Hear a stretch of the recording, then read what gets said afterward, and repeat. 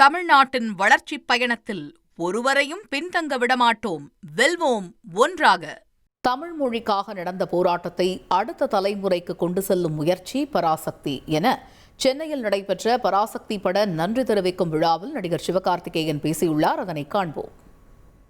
அதில் முதல்ல இப்படி ஒரு 25th ஃபிலிம் அப்படின்னும் போது அந்த ஸ்பெஷல் ஃபிலிம் இப்படி ஒரு ஃபிலிமாக இருக்கணும்ன்ட்டு இந்த படத்தை இப்படி ஏற்படுத்தி கொடுத்த பராசக்தி என்டையர் டீமுக்கும் ஆகாஷ் பாஸ்கரனில் ப்ரொடியூசர் ஆகாஷ் பாஸ்கரனில் ஆரம்பிச்சு அண்ட் சுதா மேம்க்கு அண்ட் கூட நடித்தவங்களுக்கு டெக்னீஷியன்ஸ்க்கு எல்லாருக்கும் ரொம்ப ரொம்ப நன்றி.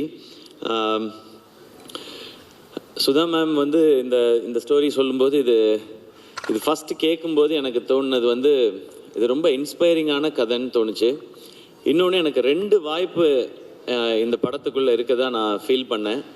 ஒன்று, தமிழ் உணர்வு, நம்ம மொழிக்காக நடத்தின போராட்டம், இதை அடுத்த தலைமுறைக்கு காட்டுறதுக்கான வாய்ப்பு இந்த படத்துக்குள்ளே இருக்குன்றது தெரிஞ்சுது.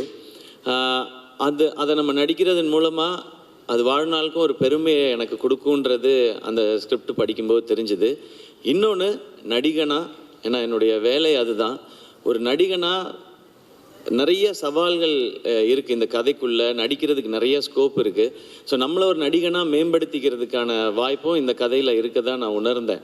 அதுதான் மிக முக்கியமான காரணம் இந்த படம் பண்ணணும்னு நினச்சதுக்கு. அப்படி அவங்க எழுதியிருந்ததும் அண்ட் இன்னொன்று, சுதா மேம் இதுக்குள்ளே நிறைய வருடங்கள் எடுத்துக்கிட்டதுனால எனக்கு வேறு எந்த கேள்விகளும் இதுக்குள்ளே இல்லை. மேம் நீங்கள் பார்த்துக்குங்க, நான் வரேன்னு சொல்லிட்டேன். நீங்கள் டிசைட் பண்ணுங்கள் ப்ரொடியூசர் யாருன்றதையும் நான் சொல்லிட்டேன். அப்படி தான் இந்த படம் ஆரம்பிச்சிது. ஏன்னா இந்த கதையை ஒரு சினிமாவாக்குறதுன்றது ரொம்ப ரொம்ப கஷ்டம். ஏன்னா இது ஆக்சுவலாக ஸ்கிரிப்ட் பண்ணும்போது சினிமாட்டிக் லிபர்ட்டி எடுத்துக்கிட்டோம். அது அந்த முன்னாடியே சொல்லியிருப்போம், இது அப்படியே இருக்கிறது எல்லாமே அப்படியே நிஜம்ன்றது இல்லை. உண்மை சம்பவங்களை அடிப்படையாக வச்சு ஒரு சினிமாக்குன்னு ஒன்று பண்ணணும். ஏன்னா இது பெரிய இதில் ஒரு வணிகமும் இருக்குன்றதுனால எல்லாரும் பார்க்கணும் இதில். ஆனால் அதே டைமில் ரொம்ப சினிமாவாக்கிட்டா இன்டென்சிட்டி குறைஞ்சிரும், ரொம்ப இன்டென்ஸ் ஆக்கிட்டால் அது ஒரு குறிப்பிட்ட ஏஜ் குரூப் மட்டும் பார்க்குற படமாக மாறிடும். இந்த சவால் தான் மொத்த டீமுக்குமே இருந்தது. இதுதான் ஆடியன்ஸ்கிட்ட ப்ரெசென்ட் பண்ணும்போதும் இருந்தது. ஏன்னா இன்றைக்கி இருக்கிற ஜென்சின்னு நம்ம சொல்கிறோம், அவங்களுக்கு இதை பற்றி நிறையா தெரிஞ்சிருக்கிறதுக்கான வாய்ப்பு இல்லை. ஆனால் அவங்க பார்க்கும்பொழுது சினிமாவோட அவங்க ஒன்றணும், அந்த படத்தை அவங்க என்டர்டெயின் ஆகணும், என்ஜாய் பண்ணணும், அப்புறமா முடியும் போது இப்படிலாம் நடந்திருக்கான்னு தெரிஞ்சுக்கணுன்ற. ஸோ இது அனைத்தையும் சேர்த்து ஒரு படம் பண்ணணுன்றது தான் இந்த மொத்த டீமுமே. தமிழ்நாட்டின் வளர்ச்சிப் பயணத்தில் ஒருவரையும் பின்தங்க விடமாட்டோம், வெல்வோம் ஒன்றாக.